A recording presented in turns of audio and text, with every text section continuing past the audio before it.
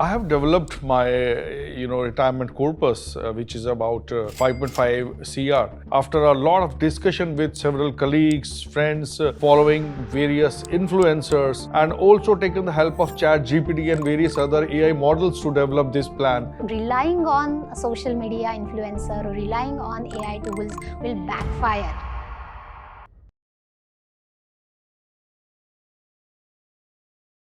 My thoughts are that 5 CR should be sufficient for me to start with to kickstart my retirement plan. I feel that it is sufficient for me and for my wife. I have built up two scenarios. The models are like this, that we continue to live over here and we are very happy to stay here. But at the same time, my wife and we also think to move back to Noida from where my in-laws or her parents are, based at. If I move to Noida, I should be having monthly expenses in and around 1.70 L per month. And similarly, but if you continue to stay here in Thane itself, the expenditure will be around 2.15 or 2.2, somewhere around that. So these are the two scenarios on which, I'm working. The maximum amount, as you mentioned, is 2.15 lakhs, right? So we'll see that to withdraw that 2.15 lakhs along with your monthly expenses, as well as taking care of the monthly component of annualized expenses, your insurance part,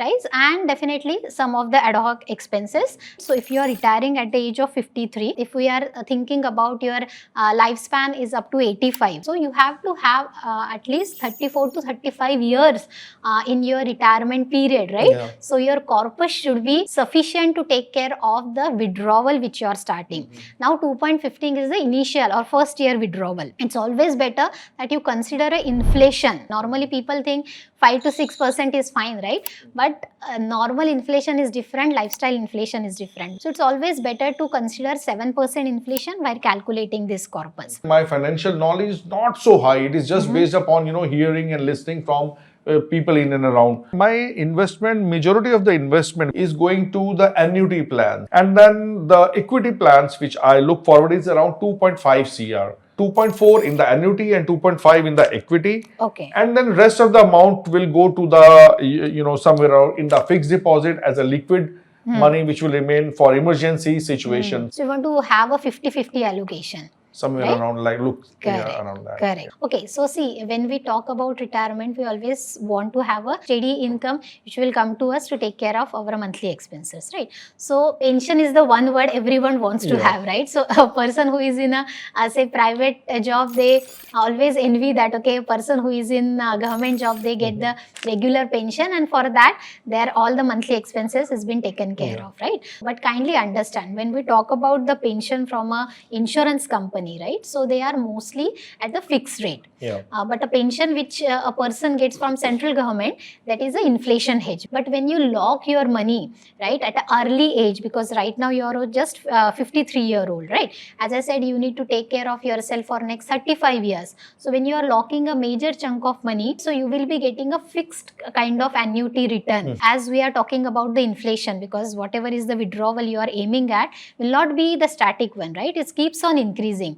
So the amount which you will generate from the annuity will be a static one. So over a period of time, there is a huge gap which you may not be able to get that thing done, right? So I may not suggest you to go again for the annuity one, right? Once you are turning into 60, right? So there are some good government schemes available which can give you a much more return than the annuity plan which currently insurance company is offering, right? Understood. One of the challenge which I see in all these plans, apart from the annuity, is that these all are time bound. 5 years, 6 years. So considering when I grow old, I will have to continuously, monitoring and tracking all these bonds, funds, etc. when they're going to expire and when I should be renewing them back. While the annuity gives me this kind of a privilege that once it is done for the lifetime. Financial planning is a continuous process. You cannot say that once my plan is done, everything is done, right? You need to take care of long period of time. So there will be a changes happening in terms of government laws, right? Some expenses will be there, some may not be there. A lot of things are going to get changed, right? So in that case, you cannot say that whatever I'm doing right now will be a static one. I don't need to take care of any changes. And going forward, forward, you have to take care of all your financial decision each 5 years at least, right? So that any changes needs to be done, you will be doing it. Okay. So the second thing which you are planning to do? Well, the second thing is, I'm planning to invest some amount into SWP. So you understand what is SWP? Well, my knowledge, as I mentioned, is not so good in finances, but I think that these are investments into the various categories of mutual funds. The idea here is this, that my withdrawal should be less than the percentage by which it increases, which makes it keep on growing, while I still continue to withdraw amount sufficient for my needs. So what are the mutual fund categories you have chosen for this? Frankly, I don't know. Okay. I don't know. Yeah. So if you have gone through the SWP wala thing from a social media, right? Yeah. So maybe that could be one trigger for you to think about SWP. But kindly understand, whatever things been told on the social media from the influencer, they are not a full truth. SWP means you are giving the instruction to the mutual fund that you want to withdraw X amount, maybe 50,000 rupees, 1 lakh of rupees from your mutual fund, right? So that amount is a continuous one which will be coming to you irrespective of the return which your mutual fund will generate, right? But if the equity is not working, then what is going to get happen, right? So actually, I used various online calculators to understand how much money should be parked in SWPI so that I get a decent withdrawal. The modest rate of growth could be somewhere around 9% or so. I should be withdrawing around 6%. The withdrawal rate is very important for you to understand, right? When the market is not working, when it is declining mode, right? So in that case, you may not be able to generate 9% return year on year, right? If you have seen the market since last 2 years, right, it's very volatile. Last year, the Nifty has given you merely say 4% or something like that, right? So in that case, if such years happens in your retirement period quite frequently, so in that case, when market is giving you a merely 3-4% return, and if you are withdrawing 6% from your corpus continuously, so then definitely the corpus which you are taking out will be from the principal itself. It's not from the return, right? But how about, I have been investing into the mutual funds from last so many years. Yeah. So doesn't it account so do you have any funds invested into hybrid category? That like I don't know. Conservative hybrid or aggressive hybrid or balance advantage fund. If you have so, and if you have been invested there more than 10 years, so there you can think of starting. But if I have invested only in flexi cap, large cap, some part in mid cap, so starting SWP from those will be, it's a purely no, right? So you have to take out the money, book the profit from it, take out that money into debt mutual fund, and then only start the SWP. Yeah. SWP is a good strategy, right? Yeah. But from which mutual fund you have to do, for that you have to be careful. Okay. Apart from this, what is the things you have considered? Around 25 lakhs, I'm just parking it for the fixed deposit, so that can be used for my any emergency. See, that's the problem, right? We only consider bank deposit for the emergency fund, right? But bank deposit can be one of the part of your debt portfolio, right? Even if you can consider good chunk of money to be deposited in bank deposit, which will not only take care of your emergency fund, right? But it will also give you some kind of return, which means you can take a quarterly payout from that. So don't consider bank deposit only for the emergency fund. Okay. Okay. So Mr. Dipankar, as per your calculation, you have 5.5 CR by your side, right? But after the discussion and after all the workings, your requirement is actually 7.71 CR to make sure that you have a proper kind of allocation to different asset classes. You are also not taking any blind risk, and you are having a inflation hedge return going forward, because you need to take care of yourself for 34 years. I've been planning for this, and I thought that all my calculations, my learnings, even the chatgpt and AI was able to help me to draw this plan which is sufficient for me to go for my livelihood. But is there any other way out? Do you have some other investments as well apart from this? Yes, real estate and the endowment and the ESOPs comes out to be somewhere around 2.85 CR for the future. It will be coming, but it will be coming in the future. Yeah, then that's great news, right? You don't need to have everything liquidated or everything at your hand at one go only, at the starting point of your retirement. I was always in the impression that my current corpus of 5.5 CR is sufficient, is able to give me, the backup of my retired pension. But then what you just mentioned about the inflation and the things, that how progressively this amount may get diminished over a period of time. But thanks to the other investment part, which comes from the real estate and the ESOPs, etc., is cross balance it and will be able to substantiate, my pension and Yeah, such. true. Thanks. But this is only a one part, right? Yes. Second most important challenging it part is to know that how we are going to deploy that money. And for that, a beautiful strategy is that has been called a bucket strategy.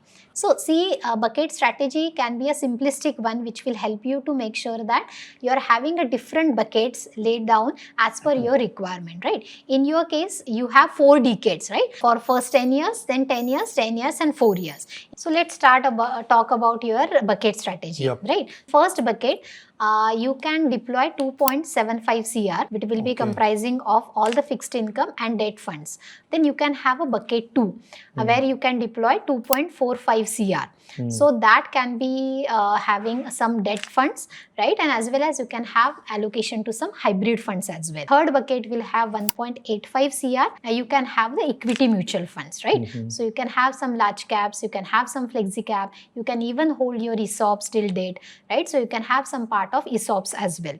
And in the fourth bucket, around 65 to 67 lakh. So in that case, you can have some allocation, flexi cap as well as some mid cap, right? Okay. Now, how you are going to manage this? So kindly understand, for the first 10 years, so 10 years will be a constant for you, right? So in that case, if you have done your first year, then your next 10 years means your 1 year from your second bucket will come to first bucket. So each year you have to maintain that 2.75 CR wala thing. So 10 years expenses or 10 years allocation should always be there in the debt asset class, right? Now that first 10 years should be there. So in that case, you are also consuming, right? So how you will be making sure that it is again getting refilled? So that will be done through the profits which you are generating from the bucket 3 and 4. Okay. Right? So you need to make sure that you are booking some profit from the bucket 3rd and 4th and putting that amount again in bucket 1st or 2nd. So this way you will have all the liquid amount there,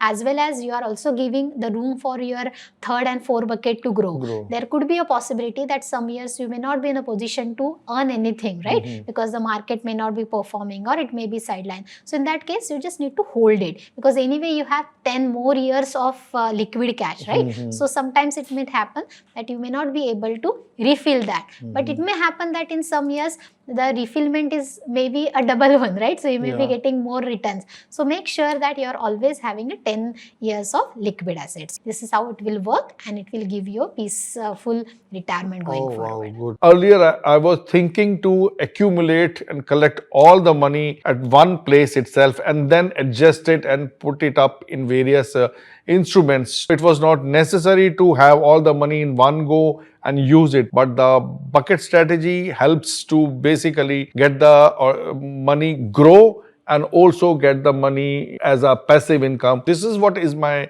biggest takeaway from the session. I will certainly go back and re-look into my plan, and all the learnings from today, I'll just go and then implement back to my own model and the plan which I had created earlier. I wish him all the best to Mr. Dipankar. I wish that he fulfill all his wishes which he has planned for his retirement, and is definitely going to rock. Hey, if you think you resonate with these stories and you think you have one worth sharing too, then please fill in the form in the pinned comments below and you can get featured on Wint Wealth.